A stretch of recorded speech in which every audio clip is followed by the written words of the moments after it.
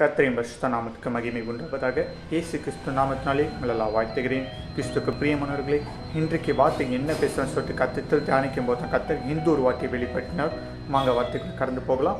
ஆதியாகமம் 15ஆம் வசனங்கள் 1.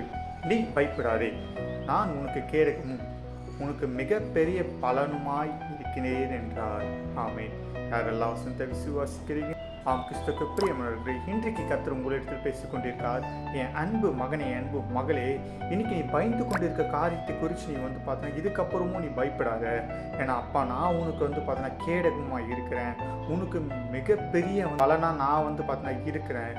இதுக்கப்புறமும் நீ இதை குறித்து நீ கவலைப்படாத. என்கிட்ட ஒன்றுமே இல்லையே, நான் பார்த்தீங்கன்னா திக்கட்ட சூழ்நிலை மாட்டிக்கொண்டு இருக்கேன், என்கிட்ட எதுவுமே இல்லை, அவங்களுக்கு எதிர்க்க என்கிட்ட பலன் இல்லைன்னு சொல்லிட்டு நீ குறித்து கவலைப்பட்டு கொண்டு இருக்கலப்பா.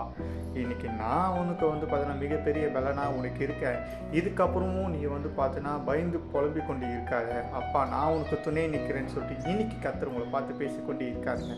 இன்னைக்கு நீங்கள் இதை குறித்து நீங்கள் கவலைப்பட்டு கொண்டு இருந்தீங்கன்னா இதுக்கப்புறமும் நீங்கள் இதை குறித்து கவலையும் பட வேண்டாம், பயப்பட வேண்டாம். ஏன்னா கர்த்தர் உங்களோடு கூட இருந்து உங்களுக்கு கேடகமாக இருக்கிறார் என்று வாக்குத்தத்தை கொடுக்குறார். ஸோ அவர் கொடுத்த வார்த்தைகளையும் வசனங்களையும் நீங்கள் விசுவாசி கர்த்தருக்குள் மகிழ்ச்சியாக இருங்க. கர்த்தர் தம்ப நம்ம கேட்ட வார்த்தைகளையும் வசனங்களையும் வாசிப்பார்.